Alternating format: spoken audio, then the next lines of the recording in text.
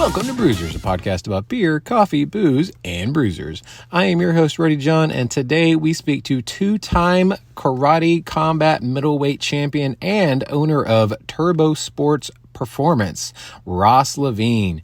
We talk about everything from karate combat to being married to former guest Maddie Levine, and also bed sizes. Now, this is such a fun interview. And obviously, I talked to Maddie first, and then I talked to her husband, Ross. Now, Ross is such a good dude, and he was a little thrown off by my bed size question, but we'll get to that later.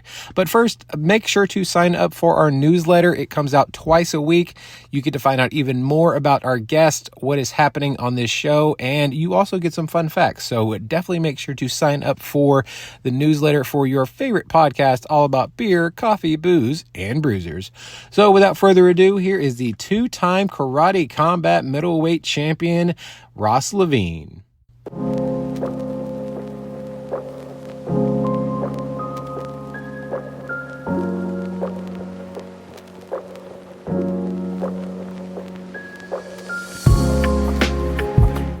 I would like to welcome to the show Dr. Ross Turbo Levine. How are you doing today, sir?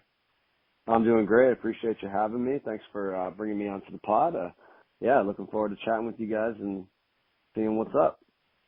Yeah, thanks for coming on. So, I try to ask all my guests roughly the same question. What was your earliest memory of martial arts? Ooh, it's got to be, when I was young, I used to watch like a lot of the cartoons of, like Spider-Man, X-Men, Ninja Turtles, like all that stuff. So of course there was martial arts involved with that. But even around that time, I grew up, I was born in 87. So early 90s, I was watching like WMAC Masters. I don't know if you remember that show. Wow. But that's a throwback. Yeah, that's a throwback right there. So I guess, earliest memory of martial arts, probably WMAC Masters. That was a dope show. I think that was the one. Wow. So I remember watching your kind of your origin reel that they had for karate combat, and it said that you were a third generation martial artist. Walk us through that, because you also kind of put in there that you weren't really into taekwondo because your brother was doing it, and then once he got a trophy, you were like, oh, maybe I will want to do this. So I guess walk us through your generational martial artsness, and then go into exactly what it was that, once finally got you over to taekwondo. Yeah, for sure. So, really just combat in general. My grandfather was in the military, and he served in the Army in World War II. And my great uncle was a member of the CIA. So just combat in general was, in the family. And my father, so my grandfather's son, was, a martial artist as well. So he started Taekwondo with Kang System Taekwondo when they first brought it over from Korea to the U.S. And then, when that, Su Chung Kang started Kang System Martial Arts in Brooklyn, New York, and his sons opened up their own gyms, and that's where my brother and I started training as well. So you have my grandfather, my great uncle, my father, myself, and now actually my nephews. My brother has twin boys, and they are training Taekwondo under kind of a subdivision of Kang System. So one of their instructors opened up their own gym, Maggie Messina, in New York, and they're training under her. So it's really cool. The lineage is all stuck pretty similar, from my dad to my brother and I to now my nephews, and it's really cool to see. And then, as far as, getting into martial arts, I never really had any desire. I was just like a rambunctious kid. I like to be outside. I remember my brother would be taking class, and I'd be rollerblading up and down the street outside. And then one day, it was one of those things where he brought home a trophy, and I was like, ooh, big shiny object. I wanted that. So, I used to steal it, put it by my bed and stuff. And it was, like I always say in all my interviews, like I got into martial arts probably for all the wrong reasons, like all the material things, and eventually stuck it out, and that's how I got started. All for the wrong reasons, but it ended up working out because now you have your own shiny object as well. Yes, that's right. That's right. Yeah. Now, as I just mentioned, you are the current middleweight karate combat champion.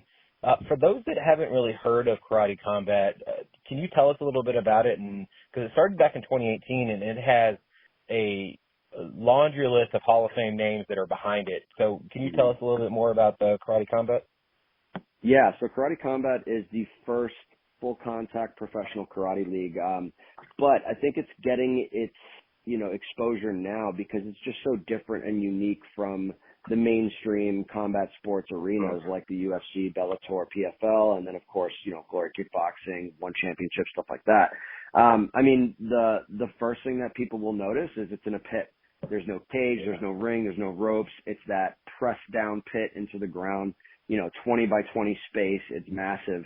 And it's just super cool. And then obviously the second thing people recognize is, once they, during COVID, they started going to a more digital background. So, it's green screen or LED. And yeah, it's a fully immersive. They have the Unreal Engine that's populating the live backgrounds, the interactive backgrounds. So it's super cool in that sense. But from a fight standpoint, yeah, you're in a pit, it's MMA gloves. And I think the most attractive piece to it is it really embodies action and dynamic striking.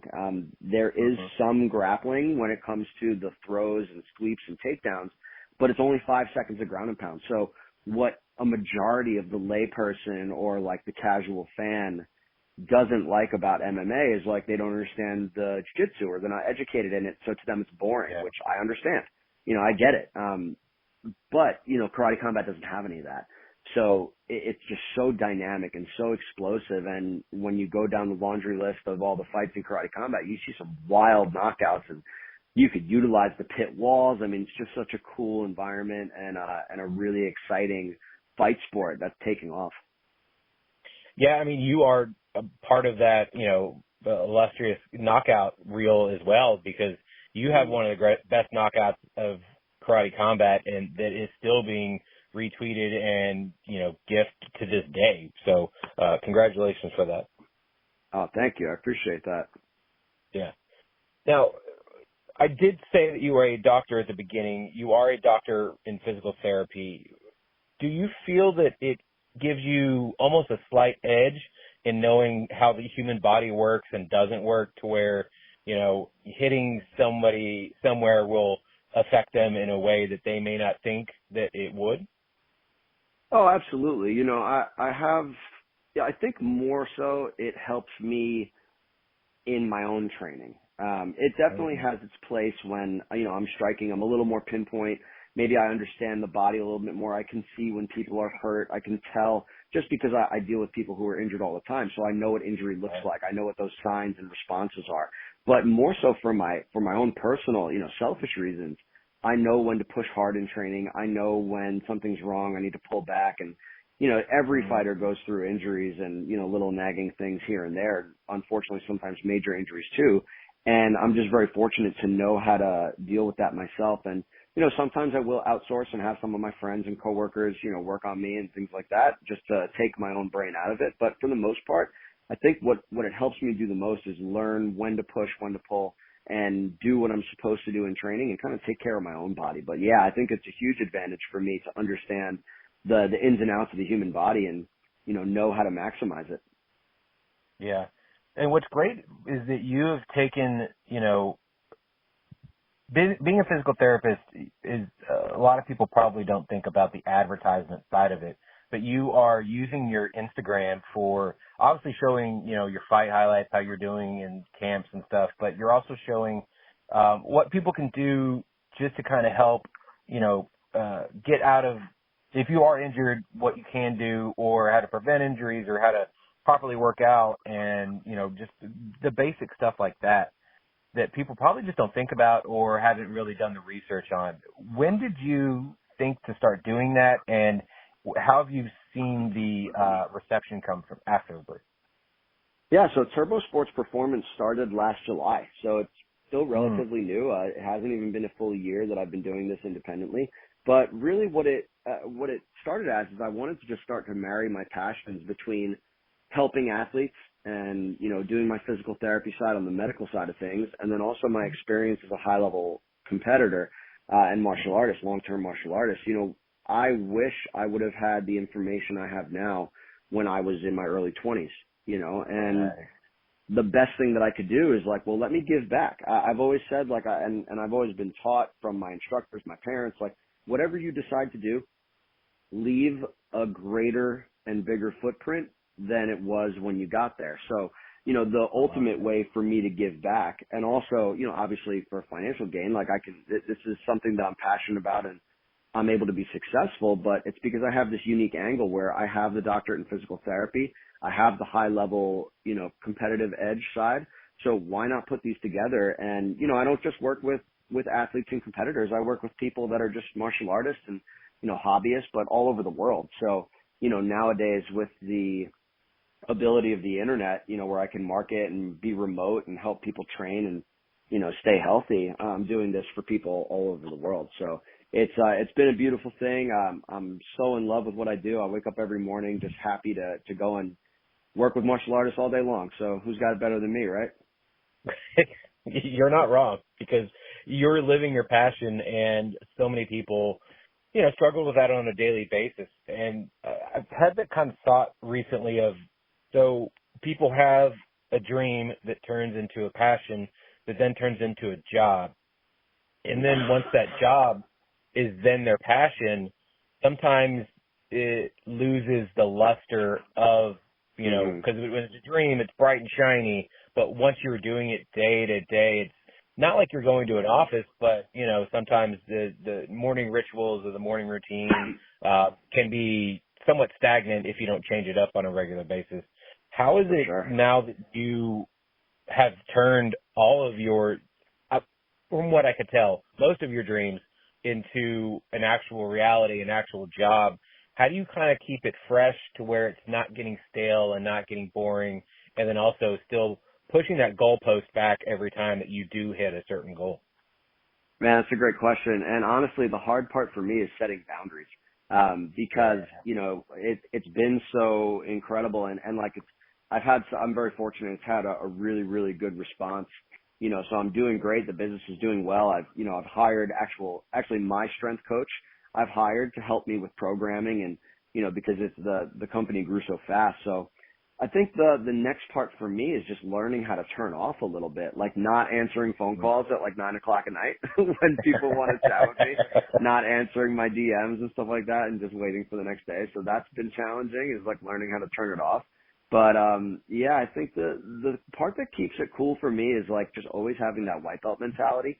And, I try and approach everything in my life with that mentality of like empty my cup, whatever I think I know, throw it out and just relearn, like learn, relearn, and adapt. Right. So for me, it's like the new thing that I'm trying to learn is business, because you could be great. And I'm sure you've seen this a million different ways. You can be great at what you do, but to own and operate a business is a totally different animal. It's the same thing it's the same thing like owning a martial arts school. There are some people who are extremely talented, the best competitors in the world, and they just don't know how to teach. They're just doers. And then there are some people who have never competed a day in their life, but they can coach the heck out of you. And there are some people who are just great business owners, and it's very rare to find someone who can do two of those things, let alone all three. So, really I'm just trying to make it my passion to be the best in all of those areas. Obviously the best competitor while I'm still active, the best teacher and coach as, a mentor for other people, and then also a business owner so I can, be just, be fair, and be helpful and be successful. That's amazing. Yeah, I mean, when there were some things in there I kind of want to unwind a little bit when it comes to, turning your stuff off at a certain time, and like you're getting into a sense of how are you balancing everything, because again, your world is 24/7 because of social media and, news coming in all the time, and, somebody's probably trying to set a fight up or something like that, or interview like myself bothering you. But how long did it really take you to get more balanced? And then obviously you're still working on it every day. So how do you